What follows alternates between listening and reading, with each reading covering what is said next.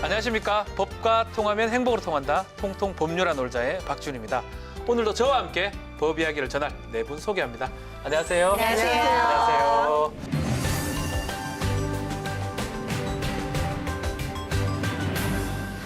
우리가 올 한 해도 생활과 밀접한 이슈들을 쫙 짚어봤었는데 그동안 어떤 일이 있었나 찬찬히 돌아보니까 유난히도 화학물질, 원료물질 관련 사고가 많이 터진 것 같아요. 맞아요. 네. 이 1년 내내 이 하늘을 뒤덮은 이 미세먼지. 오늘도 여기 오는데 그냥 먼지가 목이 쾌쾌합니다. 하고 네. 앞에 안 보이더라고요. 그거 포함해서 발암 물질이 들어가 있다는 생리대, 라돈 침대까지 거의 매달 이 관련 사고가 끊이지 않았는데요.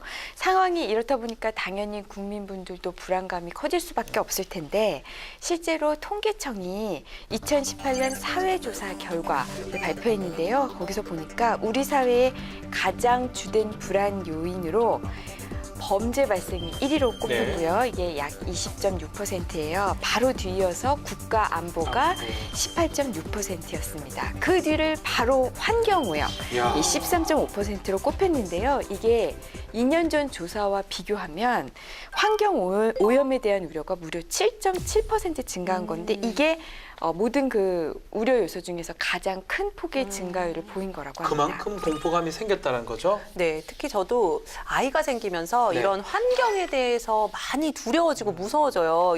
우리가 아이가 살아갈 미래가 이거보다 더 심각해지면 어떡하지 이런 생각 되게 많이 들거든요. 그래서 실제로 뭐 처음에는 뭐 화학물질, 원료물질 어디서 검출됐다 그래도 일부분 얘기겠지. 그렇겠죠. 나랑은 네. 상관없겠지 이렇게 생각했었는데요.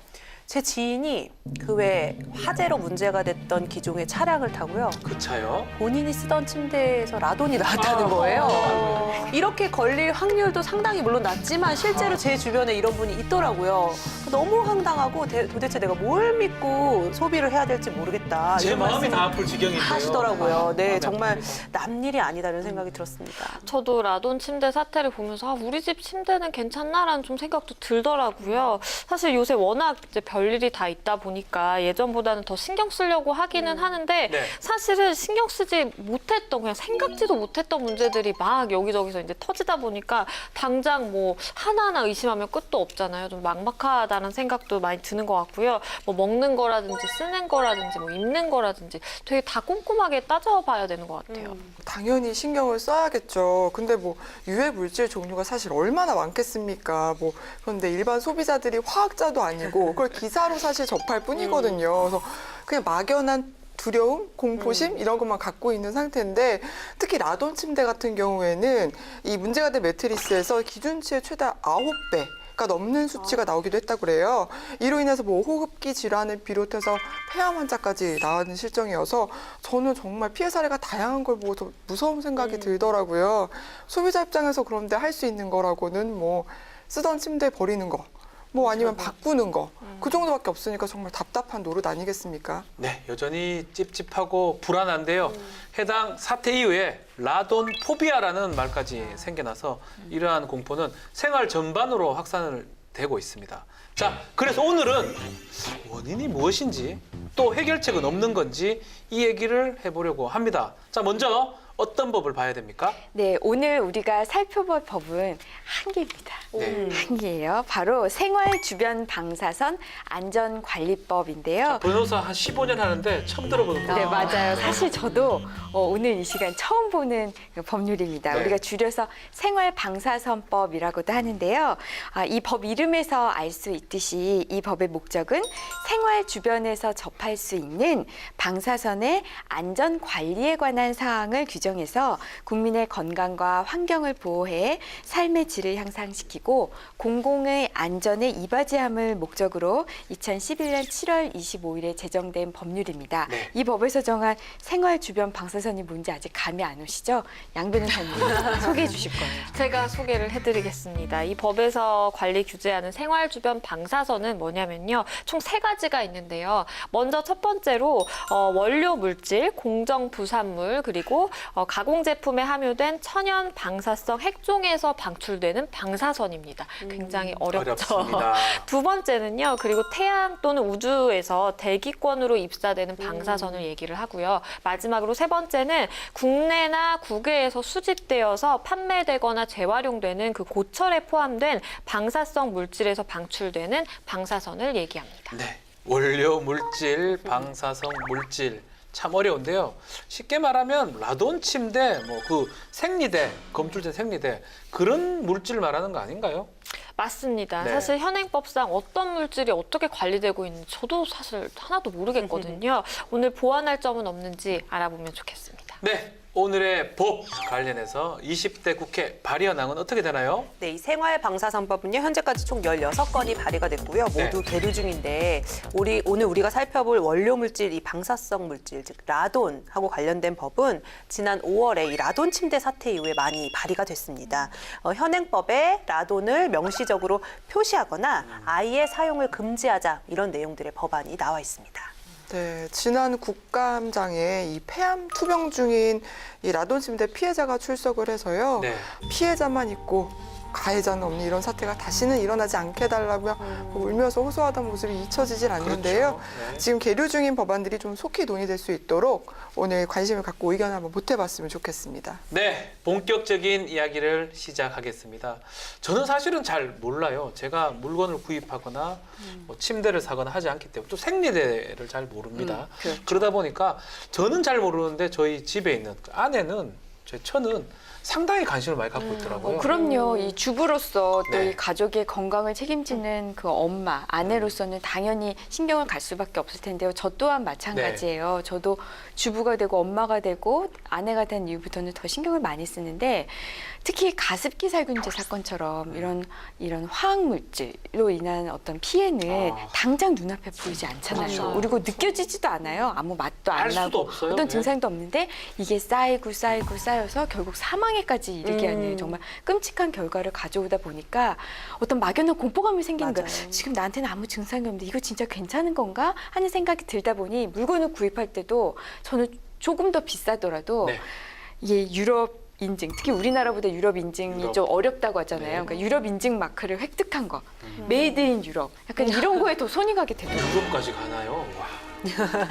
네. 제가 외신을 얼마 전에 봤는데 크기가 5mm도 안 되는 깨알만한 미세 플라스틱이 이 각 대륙에 있는 사람들의 그 배설물에서 다 발견이 됐다. 맞아요. 이 외신을 봤어요. 맞아요. 근데 네. 또 충격적이었어요. 네, 얼마 전에는 우리나라 근해에서 잡은 악어의 입에서도 페트병이 나왔다. 이런 기사도 봤거든요. 그렇죠. 그러니까 흔하게 먹는 이 페트병이나 빨대 이런 것도 사실상 다 위험 물질이 돼서 몸에 에서 검출될 수 있다는 얘기잖아요. 그래서 네. 한편으로는 내가 도대체 뭘 믿고 살아야 되나, 믿고 살 게 과연 있나.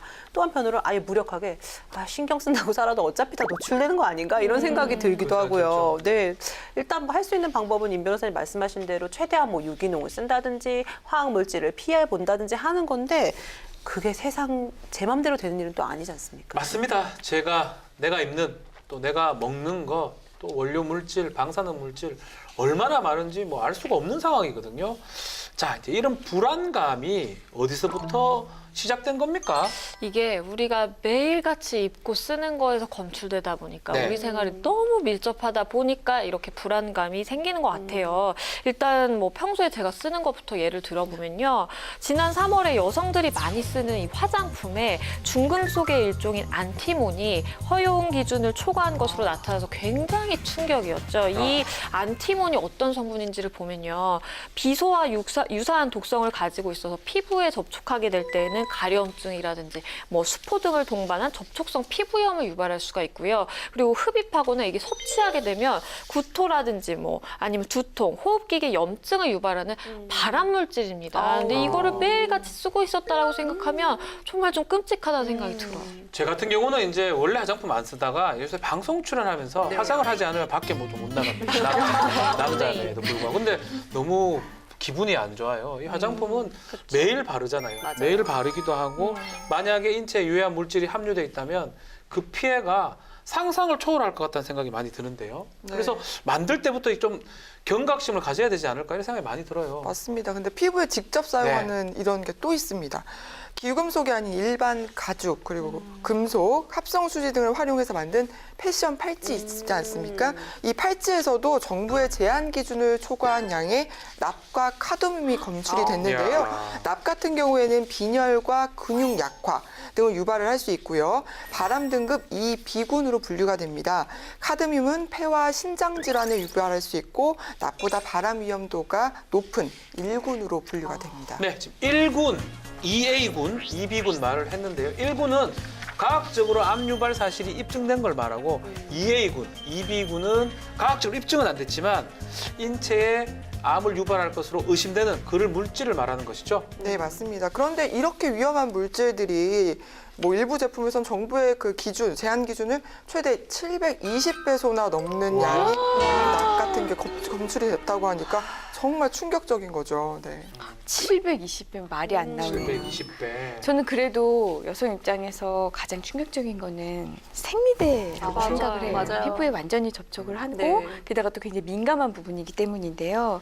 이미 작년에도 한 차례 발암물질 파동으로 난리가 났었는데 올해는 또 이제 생리동에서 라돈물도 검출된다고 해서 그렇죠. 이게 연달아 소비자들은 불안에 떨어야만 했습니다. 작년 9월하고 12월에 생리대를 전수조사를 했었는데 그럼에도 불구하고 또다시 이런 일이 일어났다. 상당히 안 좋은 것 같아요. 그러니까요. 또 이렇게 목록을 보니까 다 제가 쓰고 있는 아, 그래요? 거예요. 또 화장실 찬장에 다 비축해 놓은 아이고. 것들이에요. 그래서 저는 싹 다 버리고 네. 좀 안전한 생리대로 다 바꾸기는 했는데 이 찜찜함을 이루 말할 수가 없더라고요. 20년 넘게 썼는데 생리대를 이미. 그러게요. 이게 앞서 화장품도 얘기했고 생리대도 그렇지만 음. 이거 내가 쓰는 거 그래. 그나마 괜찮아. 어른이니까. 애들이 쓰는 거에서 이런 거 나오는 거 아닐까 이런 걱정이 되잖아요. 정말 이런 소식 접할 때마다 진짜 가슴이 철렁철렁한데요. 지난 1월 시중에 유통 판매 중인 풍선 10개 제품에서 간, 신장, 폐질환 등을 일으키고 또 피부, 눈, 코 등의 자극을 유발하는 니트로사민류가 검출됐다고 합니다. 또 5월에는 학용품, 완구, 학생복, 어린이 제품 261개에서 중금속 등의 위해성 있는 물질들이 검출됐다고 하고요. 네, 그 밖에도 어린이용 온열 팩 그리고 치약, 유아용품 등등 뭐 액체 괴물 뭐 다 모든 것에서 이 원료 물질이나 방사성 물질이 발견된다 하니까 아예 그게 없는 물질을 찾는 게 빠를 것 같아요. 그럴지도 모르겠어요, 네. 정말. 특히 이 유아용품의 경우에는 지난 2008년에 이제 아기 젖병이라든지 뭐 음식, 음료수를 담는 그 플라스틱 용기에 네. 그 암을 유발하거나 아니면 호르몬 장애를 일으킬 수 있는 그 화학물질이 사용됐다라는 정부 보고서가 처음으로 나와서 굉장히 파문이 일고 있었는데요. 근데 이 10년이 지났잖아요. 아직까지도 여전히 같은 문제가 사실 반복되고 있고 어떻게 보면 조금 더 심해지고 있다라고도 볼 수가 있으니까 정말 심각한 문제 같습니다.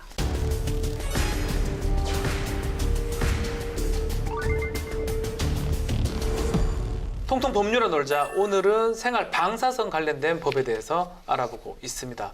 자, 문제점이 다시 제기된 게 지난 5월이었죠. 네, 올해 어떤 일이 있었죠? 맞습니다. 그게 바로 라돈 침대 그렇죠. 파문인데요.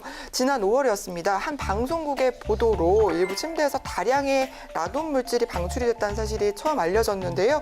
소비자들의 불안과 논란이 막 가열되던 중에 이틀 후에 원자력안전위원회가 실내 공기질이나 인체에 해당 그 침대의 라돈이 영향을 미치는 건 좀 적다 이런 발표를 했습니다.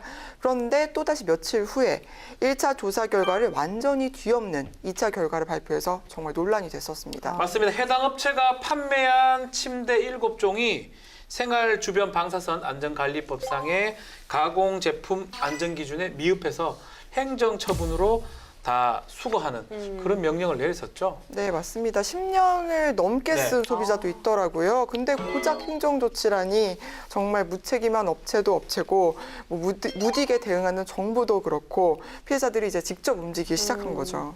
저는 이 폐암 환자들은 대부분 이렇게 흡연자나 뭐 이런 분들이라고 생각을 했는데 비흡연자 중에서도 폐암 걸리시는 분들이 많잖아요. 근데 그 비흡연자 중에서 폐암에 걸리는 그 원인 1위가 라돈이래요. 이 라돈은 숨을 쉴 때 폐 깊은 곳까지 들어가서 이 세포에다가 직접 방사선을 쏜다고 합니다. 그래서 폐암을 유발하고요. 이게 또 고체로 변해서 폐 안에 그대로 축적이 된다고 해요. 아하. 굉장히 위험한 물질이죠. 이 라돈 농도를 재는 단위가 피코큐리라고 하는데요. 이 라돈 농도가 4피코큐리가 이제 안전한 그 농도예요. 근데 8피코큐리 정도 되면은 하루에 담배 한 갑 정도 피우는 그 흡연자의 폐암 발생 위험도와 같은 수준이라고 네. 하니까 이 라돈은 정말 우리가 눈에 안 보인다고 해서 무시할 게 절대 아닙니다. 정말 무서운 거예요. 무섭습니다. 그래서 요새는 사람들이 직접 라돈 측정기를 대여하기도 하고 구입도 해서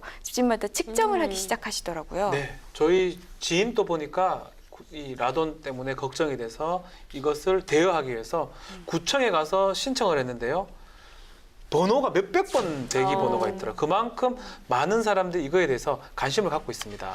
그리고 제가 네. 만약에 당사자라면 지금 라돈을 뿡뿡 내뿜고 있는 이 침대를 당장 집 밖으로 그렇죠. 버리고 싶을 것 같거든요. 그런데 이 침대를 가져갈 인력도 부족하고 또 이 수거한 이후에 과연 이것을 어떻게 처리할 것인가 이런 문제 때문에 이 수거가 수일 걸린다, 뭐 몇 달 걸린다 이런 보도만 계속 나왔었죠. 그때 기억에 사태 5개월 말이었죠. 10월 26일 날 모든 침대를 해체하고 수거가 됐다고 발표가 됐는데 아닌가요? 네, 그 전량 회수 조치를 했다고 예. 했는데 뭐 생활화학 제품 우리가 뭐 여러 번 논의하고 얘기하지 않았습니까? 회수 조치가 잘 안 되거든요. 예. 사실상 그 이것도 잘 안 되지 않았을까 하는 합리적인 의심을 할 수밖에 없습니다. 실제로 이미자 의원이 환경부에 제출받은 자료에 따르면요, 2015년부터 2016년까지 시중에 판매돼서 회수 명령 조치를 받은 위의 우려 생활화학 제품은 77개 품목 중에 241만 개에 달하거든요. 이 중에 네. 30.4%만 회수가 됐습니다. 유해성이 인정이 됐지만 사후 관리가 전혀 안 되고 있다는 거거든요. 회수 제품에 대한 홍보도 제대로 안 되고 있기 때문에 이 부분에 대한 적절한 조치가 필요해 보입니다. 야, 이 사실도 상당히 놀라운데요. 더 충격적인 거는 이렇게 모든 관리가 제대로 이루어지지 않는 게 현행법에 라돈에 대한 규제가 없다면서요. 저렇게 무서운 물질인데 거기에 대한 규제가 규제가 없는 것이 없다니요. 사실입니다. 아. 이게 정확하게 보자면요, 라돈 성분의 모나자이트라는 게 이 침대에서 발견된 거거든요. 네. 여기에는 미량의 우라늄하고 토륨이 들어있고요. 이 성분이 붕괴를 하면서 라돈이 발생된다고 해요. 그런데 현행법에서는 이 성분 모나자이트 등 방사성 물질을 사용할 수 있는 가공 제품이 어디까지냐, 그걸 정하는 범주가 없다는 겁니다. 네. 그래서 없다 보니까 침대, 뭐 온열 매트, 건강 팔찌 할 것 없이 생활에 밀착해서 사용하는 제품들에 바로 이 방사성 물질이 광범위하게 포함되어 있었다는 겁니다. 네, 이건 당연히 규제 사항을 법률로 규정을 하고 만약 위반을 했다 그러면 처벌하는 게 당연한 거 아닌가요? 그만큼 우리가 아직도 안전 불감증이 가지고 있다라고 네. 봐야 될 것 같아요. 그러니까 당장에 어떤 나에게 이상 현상이 나타나지 않는 이상 뭐 괜찮다라고 넘기는 좀 근시안적인 태도가 있는 것 같고요. 그리고 아까 10년 전에 그 유아용품에서 화학물질 나오던 거 여전히 문제가 된다고 말씀드렸잖아요. 결국에는 안전 불감증 때문에 이런 일도 있는 거 아닌가 싶습니다. 건강과 안전성을 따진 지는 사실 얼마 안 된 것 같아요. 그런 사이 뭐 유용함과 효능이 입증된 그런 일부 화학 물질은 산업 현장에서 없으면 안 되는 물질로 귀한 몸이 됐는데, 이런 상황에서 가장 기본적인 법적 규제나 어떤 관리가 함께 이루어졌어야 하는데 이 부분이 좀 미비해서 부작용과 피해가 보고된 이후에나 지금 조치가 취해지고 있는 그런 상황인 게 안타깝습니다. 선진국 같은 경우는 우리 이거 쓰는 소비자뿐만이 아니라 그 제품을 만드는 노동자 있잖아요. 노동자에 끼치는 영향에 대해서도 굉장히 민감하게 반응을 해왔다고 해요. 그래서 유럽이나 미국 같은 경우에는 이 유해 물질을 어떻게 관리해야 하는지 제조 과정에서부터 굉장히 세밀하게 조항을 만들고 그것을 어겼을 시에 처벌 수위도 점점 높아지고 있다고 합니다. 맞습니다. 그래서 세계 각국하고 우리가 좀 비교했을 때 유해 물질, 화학 물질에 대해서 기준 처벌 수준이 낮다는 얘기가 항상 나오고 있어요. 맞습니다. 그래서 이 최근 국무회의에서는 화학 물질을 제조하거나 수입하는 사람이 이 물질 안전 보건 자료라는 곳에 기재하는 네. 화학 물질을 영업 비밀로 하고 싶을 수도 있잖아요. 그래서 영업 비밀로 하려면은 고용노동부 장관의 사전 승인을 받아라. 좀 의아하실 수도 있는데 왜 산자부 장관이 아니고 고용노동부 왜 장관이지? 고용노동부죠? 왜냐하면 이 물질이 노동자들한테 영향을 줄 수 있기 때문인데요. 그래서 노동자도 해를 입을 수 있으니까요. 그렇죠. 그만큼 위험하다는 네. 거기 때문에 알 권리 또 그들의 건강 관리 차원이라고 설명을 하고 있습니다. 그런데 기업들은 이렇게 핵심 자료나 성분을 공개하는 게 영업을 해친다 이런 우려를 하고 있다고 하거든요. 네. 참 이것만 보더라도 우리 같은 경우 지금 산업 이 우선이냐, 건강 안전성이 우선이냐, 어떤 가치를 우위에 둘지에 대해서 의견차가 굉장히 큰 것 같고요. 그렇기 때문에 전문가들 중에서는 좀 기업이 자발적으로 변해야 된다, 적극적으로 규제에 참여해야 된다 이런 지적을 하고 있는 분들도 있습니다. 통통 법률화 놀자. 오늘은 생활 방사선 관련된 법률에 대해서 알아보고 있는데요. 라돈 침대 사건이 일어난 지 6개월이 지났는데 국회 논의사항 궁금합니다. 네, 뭐 이런 논의 사항을 두고 뭐 어떤 분들은 야 이거 소이고 외양간 고치는 거 아니야? 왜 항상 이래? 이러실진 모르겠지만 네, 외양간을 아주 튼튼하게 고쳐서 앞으로 더 이상은 소를 잃는 일이 발생하지 않도록 하는 것도 중요하겠지요. 네. 그래서 이제 발의된 법안들을 좀 소개해 드리겠습니다. 앞서 우리가 이야기를 했지만 현행법에서는 이런 모나자이트 어렵죠. 모자나이트 같은 거. 모나자이트. 그러니까요. 네. 모나자이트, 라돈 이런 같은 이 방사선 물질을 사용할 수 있는 이 가공 제품의 범주를 별도로 정하고 있지 않잖아요. 네. 그래서 현행법의 그 원료 물질을 정의해 라돈을 명시적으로 포함해서 국민들이 일상생활에서 자주 사용하는 제품 중에 이 모나자이트를 비롯한 방사성 물질이 안전 기준을 초과 함유된 제품에 대해서는 제조하거나 수출입을 못하도록 해서 제2의 라돈 사태를 방지하자라는 목적으로 지난 9월 6일 권칠승 의원이 대표 발의한 법안이 있습니다. 네, 제가 보니까 같은 내용의 법안이 또 있습니다. 신용원 의원이 발의한 법안, 원료 물질에 라돈을 포함시키자, 명시적으로. 이 법안이 있긴 한데요. 궁금한 거는 이거 그냥 안 쓰면 되는 거 아닌가요? 왜 이거까지 안 쓰면 되잖아요, 라돈. 그래서- 모나자이트. 그래서 아예 금지시키자라는 이 내용도 있습니다. 아, 있군요. 네, 국민들의 일상생활에서 자주 사용하는 제품에는 이 모나자이트를 비롯한 방사성 물질을 원칙적으로 사용하지 못하도록 하는 것으로 지난 6월 20일에 신창현 의원이 대표 발의한 법안도 있습니다. 문제가 된 침대라든지 베개 같은 거는 매일 사용하는 생활용품이기도 하고요. 또 팔찌 같은 것도 건강용품이기도 한데 참 건강이 필요해서 찾던 팔찌인데 오히려 건강을 해치게 된다니까 참 기분이 그렇습니다. 그러니까 저는 시어머니한테 그거 건강발찌 하나 드렸는데 다시 돌려달라고 해야 되겠네요, 이거는. 라돈이라고 말씀은 하지 마시고 그러니까요. 그건 안 좋아할 것 같아요. 현행법에 따르면 일정 수량 이상 방사성 물질을 수입 또는 취급을 할 경우에 원자력안전위원회에 등록을 해야 합니다. 근데 이 원료 물질이 아닌 가공 제품 수입자 같은 경우에는 등록 의무가 없어요. 네. 그래서 이 모나자이트 같은 가공 제품을 들여와서 등록을 하지 않는다면 소비자는 사용 여부조차도 알 수가 없게 되는 거거든요. 그러니까 철저하게 관리를 하든지 아예 금지를 시키든지 좀 빠른 대안이 필요해 보입니다. 사실 제가 정말 정확히 기억하기로는 제가 5년 전에 텔레비전 한 그 소비자 고발 프로그램에서 이 라돈의 위험성에 대해서 본 기억이 제가 아주 생생하거든요. 네. 그때도 한 공중파TV에서 이렇게 이야기를 했는데도 불구하고 아무도 이런 조치가 전혀 안 취해졌다는 거에 대해서 저는 아쉬움을 지울 길이 없습니다. 그렇습니다. 정말 동의하고요. 그렇지만 어쨌든 이번 일을 계기로는 좀 확실히 지난 5년 전처럼 또다시 재발되지 않게 좀 고쳐야 되겠다는 생각이 들고 이 기회에 아예 방사성 물질 범위가 어디까지인지 또 가공용품 어디에 쓸 수 있는지 좀 총체적으로 점검을 했으면 어떨까라는 생각이 듭니다. 그렇죠. 사실 개인적으로 저는 방사성 물질 아까 박 변호사님 말씀하신 대로 아예 원천적으로 사용을 금지했으면 좋겠다라는 게 제 마음속의 생각입니다. 그렇죠. 그렇지만 뭐 하루아침에 할 수 없는 사정이 있다면 일단은 단계적으로 이렇게 좀 규제를 강화하고 그다음에 이제 방사성 물질을 비방사성 물질로 좀 교체할 수 있는 부분이 없는지 좀 살펴보고 그다음에 좀 원천 사용 금지로 가는 단계적인 해결 방안도 좀 고민해 보면 어떨지 싶습니다. 요즘은 뭐 방사성 탐지기를 갖고 다녀야 될 상황이 아닌가 생각이 드는데 늦었지만 지금이라도 이 규제 방안이 나왔는 것에 대해서 환영을 합니다. 제대로 관리가 될 것 같긴 한데요. 지난달 11월 22일 날 원자력안전위원회가 생활 방사선 제품 안전 강화 대책 이것을 발표를 했죠. 네, 맞습니다. 이 원자력안전위원회가 라돈 침대 등의 사례로 확인된 그 생활 방사선 제품 안전 관리 체계 문제점을 해소하기 위한 대책을 발표했는데요. 관련 내용을 살펴보면요. 먼저 이 천연 방사성 원료 물질 수입 그리고 판매부터 가공 제품의 제조와 유통까지 엄격하게 이제 통제하고 관리할 계획입니다. 네. 그래서 침대는 물론이고 뭐 마스크라든지 팔찌라든지 이런 몸에 직접적으로 닿는 제품에 모나자이트와 같은 방사성 원료를 쓸 수 없도록 했는데요. 사실 지금까지는 그 연간 그 피폭 선량 기준치인 1mS를 넘지 않으면 사용이 허용이 됐어요. 근데 앞으로는 완전 전면 금지됩니다. 네, 두 번째로는요, 이런 생활 방사선 제품 안전 강화 대책의 전면적인 이행을 위해서는 생활 방사선법 개정이 필요한데요.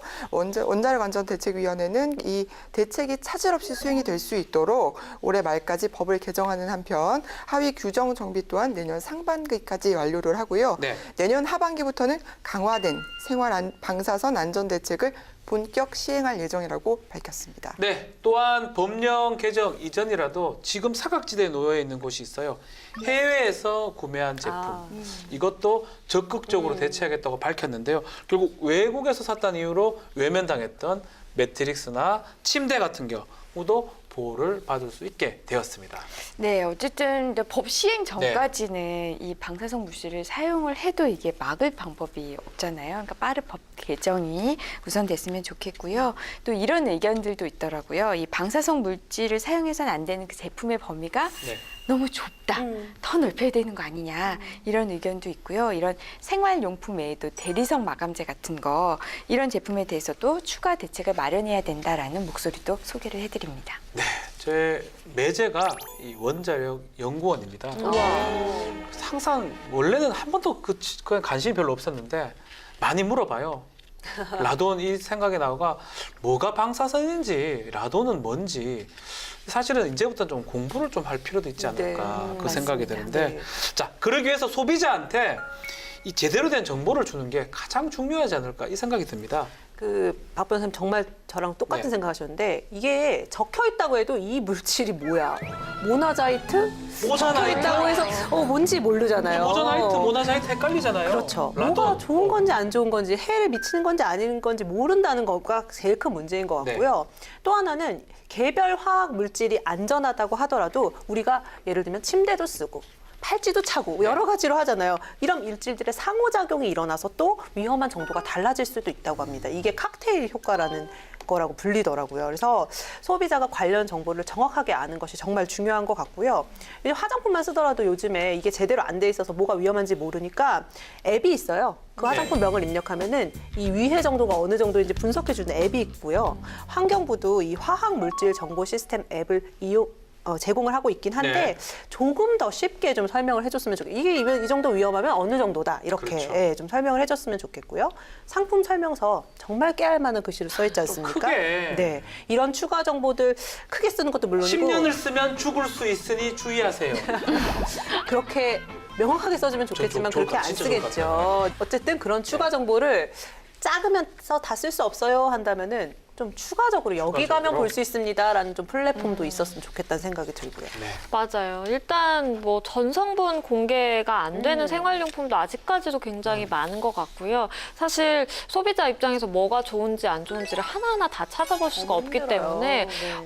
생산자 입장에서는 좋은 거는 뭐 당연히 좋은 거고 안 좋은 거는 반드시 조금 좀 알아보기 쉽게 표기를 해줬으면 어떨까 싶습니다. 맞습니다. 그래서 이 부분에 있어서도 사실 정부의 좀 적극적인 조치가 필요하지 않을까 생각이 드는데요. 현재 환경부에서 운영 중인 생활환경안전정보 통합 시스템이라는 게 있습니다. 네. 이게 그 가습기 살균제 그 재발 방지 대책의 일환으로 시행이 된 거거든요. 근데 아쉬운 점이 뭐냐면 국내에 유통되는 뭐 화학 제품에 함유돼 있는 것들 뭐 소비자가 좀 쉽게 볼 수 있도록 정보를 제공하는 그런 측면에서 마련된 거지만 아직까지 그 정보 구축이 한 뭐 40% 10% 정도밖에 안 되어 있는 상황입니다. 거기다가 일부 공개된 이 화학 제품의 물질조차도 좀 소비자들이 좀 알기 쉽게 풀이해서 놨으면 좋겠다는 생각이 드는데요. 네. 이런 것부터 좀 운영이 제대로 됐으면 하는 바람입니다. 맞습니다. 위험한 거 위험하다고 얘기를 해줘야 되고요. 안 써야 되는 거는 안 써야 된다. 이렇게 얘기가 반드시 돼야 됩니다. 그래야지만이 소비자가 피해를 입지 않는데요. 그래서 소비자한테 제대로 된 정보를 줘야 된다. 이런 부분이 많이 논의가 되고 있죠. 네, 맞습니다. 그래서 두 가지 법안을 네. 소개해 드릴 텐데요. 먼저 이 가공 제품을 제조하거나 수출입하는 자는 원료 물질이나 이 공정 부산물을 사용했는지, 사용했다면 그 양은 얼마인지를 의무적으로 표시하도록 해서 소비자의 알 권리를 보호하고 국민을 방사선 피폭 위험으로부터 두텁게 보호하려는 목적으로 지난 7월 6일 노웅래 의원이 대표 발의한 법안이 있고요. 네. 비슷한 내용으로 사용량을 표시하고 여기에 더 나아가서 이 원안위로 하여금 취급자가 판매한 원료 물질 또는 공정 부산물의 사용 현황에 대해서 추적 조사를 하도록 하고요. 문제가 발생해서 수고 조치한 물품들은 반드시 국민에게 투명하게 공개하려는 내용으로 지난 7월 10일 민경욱 의원이 대표 발의한 법안도 있습니다. 그렇군요. 사실 네. 소비자 알 권리는 저는 기본 중에 기본이라고 생각을 합니다. 네. 그러니까 뭘 알아야 우리가 선택을 할지 말지를 결정을 할 수가 있잖아요. 네. 그리고 추적조사 같은 내용도 저는 적극 찬성인 게 사실 추적이 돼야 어떤 위기 상황이라든지 위험 상황이 발생했을 때 보다 적극적으로 즉시적으로 조치를 할 수가 있을 것 같아서 당연한 건데 사실 아직까지 안 되고 있었다는 게 좀 놀랍습니다. 뭐 추적 조사하는 거, 투명하게 정보 공개하는 거 이거 두말하면 입 아프죠. 이거 당연히 해야 될 것 같고요.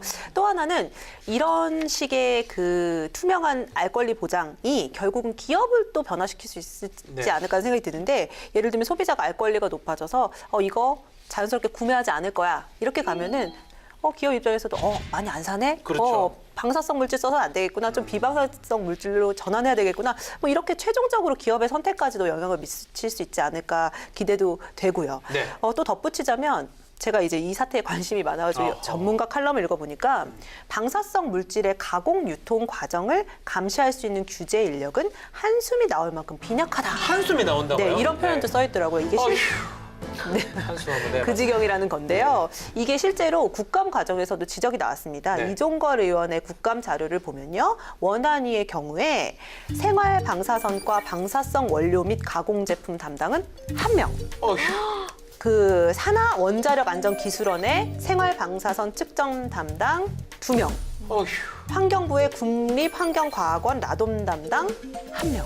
너무 심하네요. 네, 진짜 이게- 심한. 4명이서 다 해요? 이 관련한 게 이제 이 정도라고 하니까 일당만이에요, 지금. 그렇습니다. 이게 문제가 됐는데 인력을 이제 좀 수급하기는 좀 이렇게 빡빡하다 보니까 쉽지 않은 상황인 것 같거든요. 이렇게 제조업자나 수출업자에 대한 규제를 통한 의무 부여, 관리 감독도 중요하지만 이를 실제로 행할 이 정부의 인력 조정도 같이 이루어졌으면 좋겠습니다.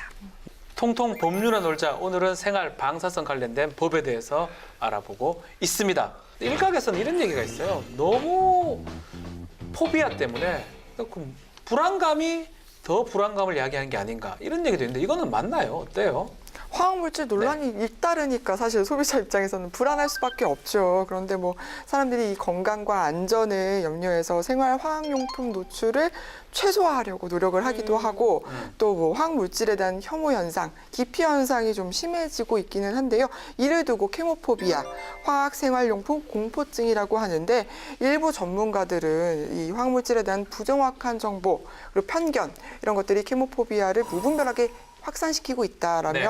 사회 현상에 좀 우려를 표하기도 했습니다. 쉽게 말하면 화학 물질에 대한 잘못된 정보와 오해가 더 사회적, 경제적 손해를 야기한다. 이렇게 보면 되는 겁니까? 우리가 1인당 평균 이 화학 제품을 몇 개나 접하고 있을까요? 글쎄요. 쭉 아침부터 한번 주무실 때까지 생각해 보세요. 네. 저는 뭐 한 10개, 20개 사이라고 생각을 했는데 한국 여성 소비자 연합이 지난 10월에 조사 결과를 발표했는데요. 네. 1인당 하루 평균 46종. 와. 최고 89종의 화학 제품을 사용하고 있다고 합니다. 그러니까 우리가 24시간 잠잘 때도 어쨌든 네. 화학 제품이니까요. 생각해 보면은 24시간 화학 제품에 노출돼 있는데요. 우리가 이렇게 왜 화학 제품에 대한 공포감이 생겼냐라는 것은 저는 개인적으로 이렇게 생각합니다. 만약에 우리나라의 국내 기준이 철저하게 있고 엄격한 기준이 있고 이 기준을 지키기 위해서 굉장히 정부에서도 이를 감시를 잘하고 관리를 잘하고 있다고 한다면 이런 화학 제품과 관련된 사고가 한번 났을 때 아유 저기가 잘못했네.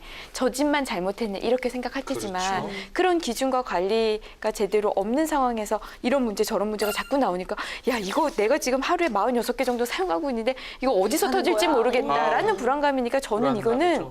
막연한 불안감이 아니라 합리적인 이유가 있는 불안감이라고 봅니다. 뭐랄까 과학의 영역이잖아요. 그러니까는 뭔가 일반 소비자 입장에서 판단이 어렵고 그러니까 네. 더 전문가적인 지식이 기대게 되잖아요. 그러니까 기사 정도로 우리가 이제 판단을 하게 될 텐데 사실 생명 유지에 필요한 이 산소나 물, 소금 같은 것, 그러니까 유해성을 가진 화합물이라고 해요. 이런 것도 굳이 보자면 화합물. 물도 H2O라고 그랬지 않나요? 그러니까 화학 물질이라는 겁니다. 그래서 어쨌든 O2. 네 그렇게 치면은 그러니까 화학 물질을 피한다, 아예 피한다 이건 불가능한 거고요.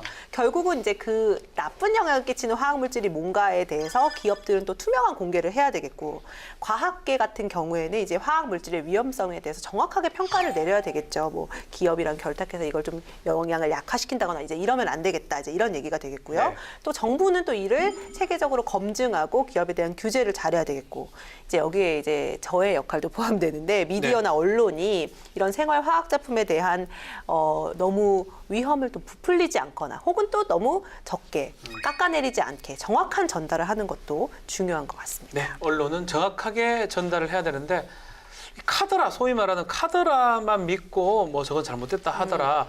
그 제가 저번에 말했던 매제한테 이런 물질 어떠냐 물어보면 대부분 잘못된 정보 많더라고요. 네. 걱정하지 마세요, 형님 뭐 이런 얘기 하던데 자, 우리가 너무 그 정보만 듣고 불안할 필요는 없지 않을까 이런 생각도 좀 합니다. 사실 이 정확한 평가와 정보가 왜 중요하냐면요. 네. 유해성 같은 경우에는 물질을 고유의 이제 독성을 의미하고요. 위해성 같은 경우에는 화학 물질이 노출이 됐을 때 건강이라든지 아니면 환경에 피해를 줄 수 있는 그 정도를 얘기를 하는데 이걸 두고 전문가들은 유해 물질의 검출 그 자체가 인체 안정성의 기준이 될 수 없다라고 한답니다. 그러면서 유해 물질이 그 인체에 미치는 영향을 조금 더 객관적으로 평가한 자료를 근거로 삼아야 된다라고 강조를 한대요. 그래서 이 과학에 근거한 사실 정확한 그 위해 정보를 국민들과 정확하게 소통하고 국민들에게 알려주는 게 중요한 거죠. 그래서 다양한 노출 경로로 종합을 해서 좀 위해성에 대한 평가를 실시하고 또 이를 반영해서 안전 기준을 좀 설정을 하고 관리 체계 확립을 하는 게 중요할 거라는 생각이 드는데요. 현재 뭐 식품과 의약품, 의약 외품, 또 위생용품 등은 각 소관 법률에 따라서 제품 중심으로 개별적으로 위해성 평가와 관리가 되고 있는데요. 특정한 유해 물질이 어떤 다양한 노출 경로를 통해서 인체에 미치는 위해성을 좀 종합적으로 판단하기는 어려운 실정입니다. 자, 통통 법률로 놀자. 오늘은 생활 방사선에 대해서 알아보고 있는데요.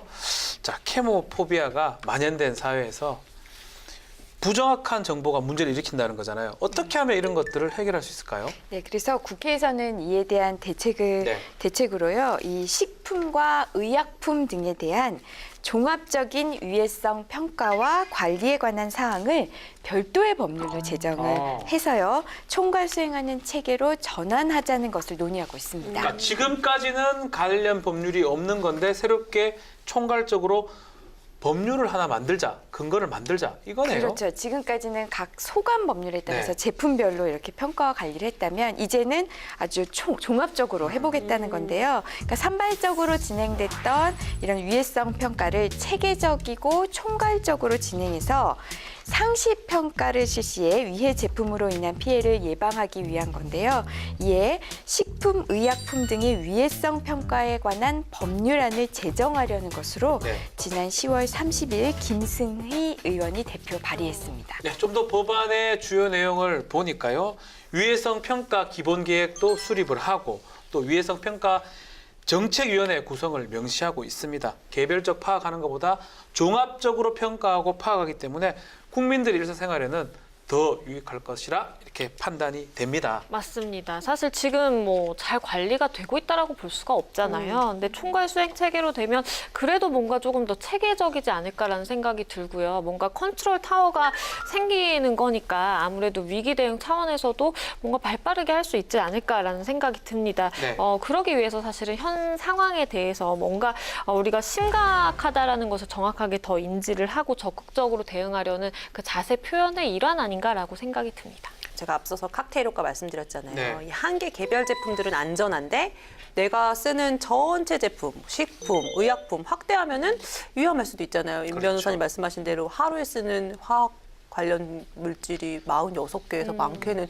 89개까지 89개. 이른다고 하니까 이런 점을 고려해서라도 총체적인 관리의 필요성은 충분히 인정되는 것 같습니다. 네, 통통 법률에 놀자 오늘은 생활 방사선 관련된 법에 대해서 알아보았는데요. 자, 화학물질을 잘 관리하고 또 국민의 건강을 지킬 수 있도록 새롭게 시행되는 내용이 있다면서요? 그동안 화학물질 관리법은 유해성 또는 위해성이 있는 화학물질을 유독물질, 허가물질, 제한물질, 금지물질 이렇게 규정을 하면서 금지물질에 대해서는 네. 취급 금지 규정 그리고 위반 시 벌칙을 두고 있었는데요.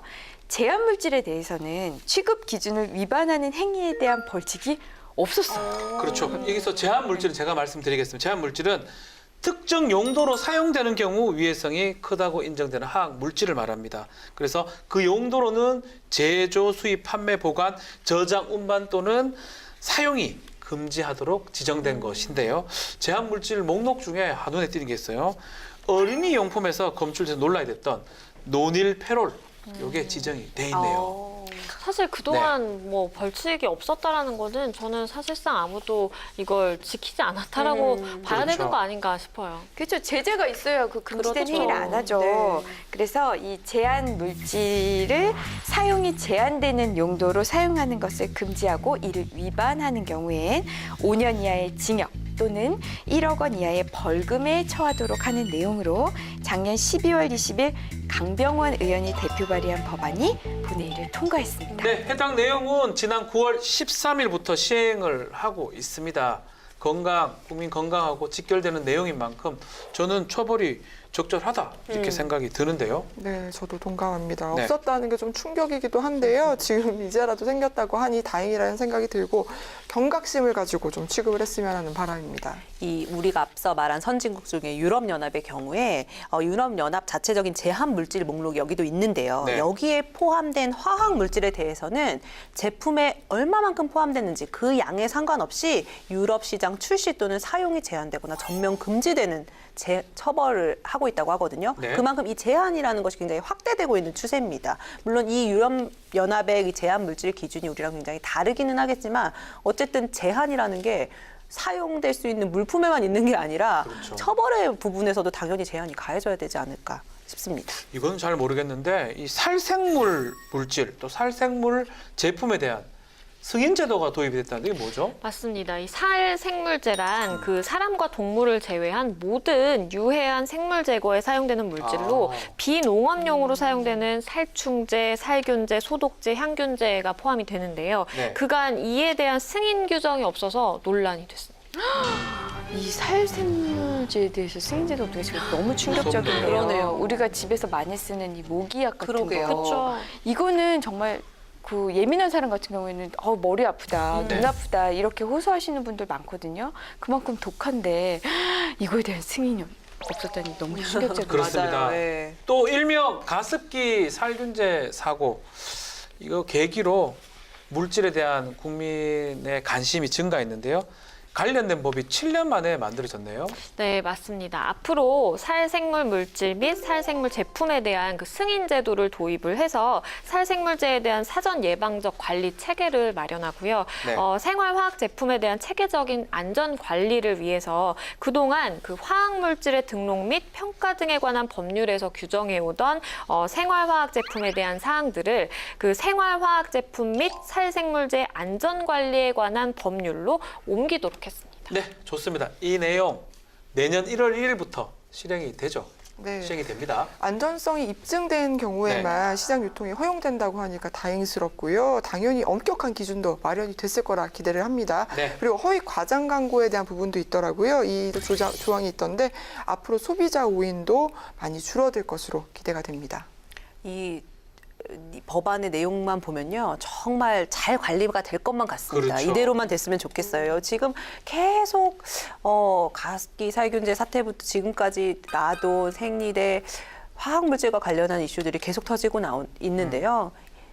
터지고 나서 수습하는 거 물론 안 하면 안 되겠지만 관리 감독을 철저히 하는 대책 마련도 지금쯤은 꼭 필요한 시점이 아닌가 싶습니다. 네, 통통 법률안 놀자. 오늘은 생활 방사선 관련된 법에 대해서 알아봤는데요. 뭐가 검출됐다, 몸에 안 좋다라는 뉴스가 앞으로 반복되어서도 설령 반복되더라도 국민들이 안전하게 잘 관리되고 있다라는 믿음을 가질 수 있도록 정부하고 우리 국회가 나서 주시기를 바라면서요. 그럼 다음에도 행복으로 통하는 법 이야기를 가지고 돌아오겠습니다. 감사합니다. Flying up no ceiling when we in our zone. I got that sunshine in my pocket, got that good soul in my feet. I feel that hot blood in my body when it drops. Ooh, I can't take my eyes off of it, moving so phenomenally.